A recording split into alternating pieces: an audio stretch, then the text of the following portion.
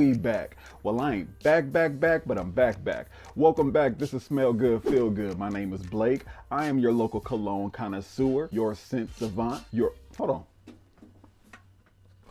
That was rude of me. Your fragrance fanatic, your pundit of parfum, if you will. And we have reached episode 10. Thank you so much for coming back, watching these videos, and continuing to rock out with me. If you haven't watched the last video, episode 9, I went over Tom Ford Noir. I did a full breakdown of that fragrance. I talked about how it's an elegant fragrance, a black tie type of fragrance. That was actually my first time going over a Tom Ford fragrance on this channel, which is kind of odd with that being my favorite cologne house. You would think I would have got to it a lot sooner, but you clicked on this video, you saw that we're talking about another Tom Ford fragrance today, and we got a lot more to come in the future. So check out episode 9 if you haven't already. It's kind of a part 1 to this part 2 video that I'm doing today. Check it out and let me know what you think. And if you've seen any of my other videos, you should already know what's next. I shouldn't have to tell you, but I will anyway. Not that you asked, but what am I wearing today?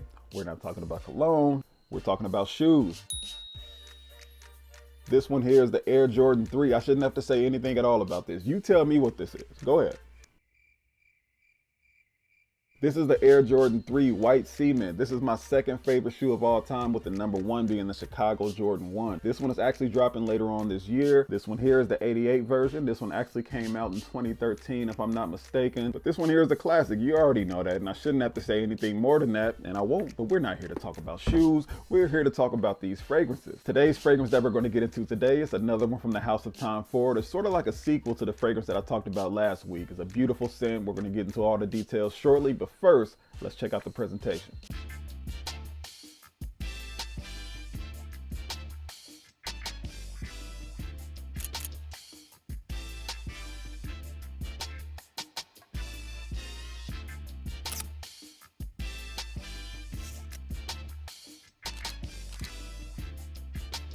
Tom Ford Noir Extreme. This is a beautiful gourmand scent. I would venture to say that this one probably has more mass appeal than its predecessor, Tom Ford Noir, and it's probably more versatile as well. If you're into the gourmand fragrances and you're more tantalizing, delicious types of scents, this juice here is a must buy. You'll love this one. There's a lot to appreciate about this scent here, and we'll get into it in a second, but first, let's run down the notes. This one here has top notes of cardamom, nutmeg, saffron, mandarin orange, and neroli. It has middle notes of coffee, rose, orange blossom, mastic, and jasmine. And it has base notes of vanilla, amber, sandalwood, and other woody notes. So similar to last week's fragrance, this one too has an overabundance of notes, but unlike last week's fragrance, I actually believe it with this one. I don't call cap. I'm gonna let you live this time, Thomas, but I'm still watching you. Let's go ahead and give it a spray. Beautiful.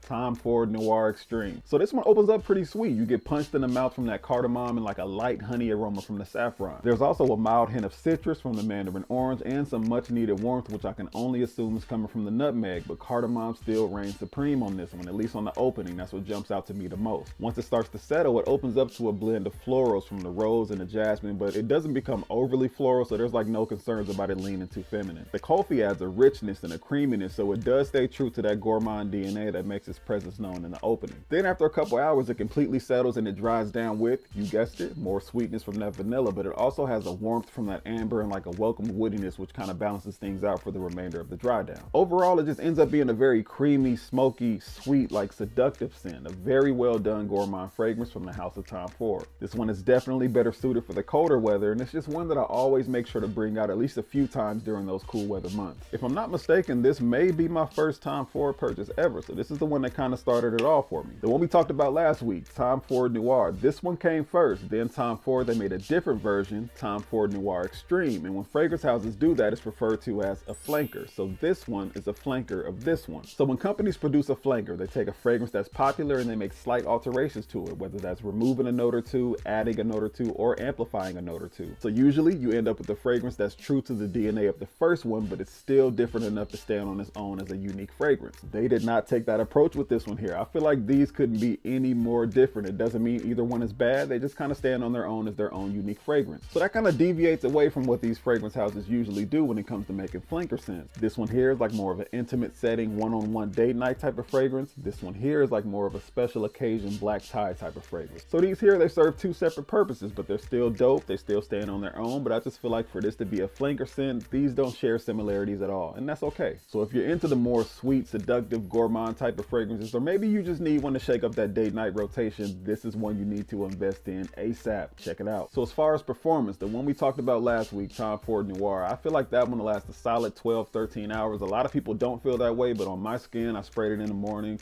I still smelled it on my skin very well later that night. So that one lasts a long time. This one here, that's probably the downside of this one. If I had to give an hour range to it, I would say this one lasts about maybe 5 or 6 hours. So it's not the greatest performer in the world, but it's definitely not the worst either. But this is a date night fragrance. You don't really need this one to last 8, 9, 10 hours. I mean, what kind of dates y'all going on? You going to the movies? What y'all watching, Roots? This one lasts exactly how long you need it to last for. It does its job and it puts you in a position to do your job too. Take advantage. So not only does this one smell good, you can also get it at a pretty decent price. The official retail price on this is $150, but you can get this for half off, even more than that, just depends on where you look. And as far as the bottle, you already saw the presentation, but this is a very sleek bottle. They have the black bottle with the gold top, has Tom Ford Noir Extreme. On this side, if you see that, it has the T etched in there, and on the other side, it has the F. If you look at the top of the bottle, you see the gold popping there. Focus. Focus, my guy. It ain't gonna focus, but they got the TF on the top of the bottle shining under that gold. Very nice bottle, very nice scent, and you can get it at a very nice price. If I had to give this one a rating, similar to last week, I would give this one an 8 out of 10. I like this one a lot. I don't wear it that often. I wear it a few times during the cool winter months, but again, similar to last week, every time I wear it, I just wonder what took me so long to get back to it. This is one of those fragrances. This is one of them ones. Luckily for this one, a lot of different places carry this one. A lot of different department stores, they carry Tom Ford. If you're near one of those department stores, stop by, check it out, see if you can get a sample, and if you like it, you can come back and you can buy the bigger bottle. I guarantee you won't regret it. But that pretty much wraps this episode up. Smell Good, Feel Good, episode 10. And remember, when you smell good, you feel good. And when you feel good, you do good. And when you do good, good comes back around to you. If you're watching this on Facebook, be sure to like, comment, share. Instagram, do the same. TikTok, do the same. But most importantly, YouTube, you better be subscribed. Subscribe. Be sure to hit that subscribe button. Be sure to hit the bell icon. You will get notifications every time I release a new video, whether it's a full-length fragrance review or a short. You'll be among the first to see my new videos. It'll ensure that you don't miss any videos along the way. And more importantly than anything, it'll just let me know that you rock with the channel when you mess with what I'm doing on this channel with these fragrances and these fragrance reviews and these fragrance descriptions and these fragrance comparisons and these fragrance do or don'ts and everything fragrance related. Subscribe. But we out. Peace.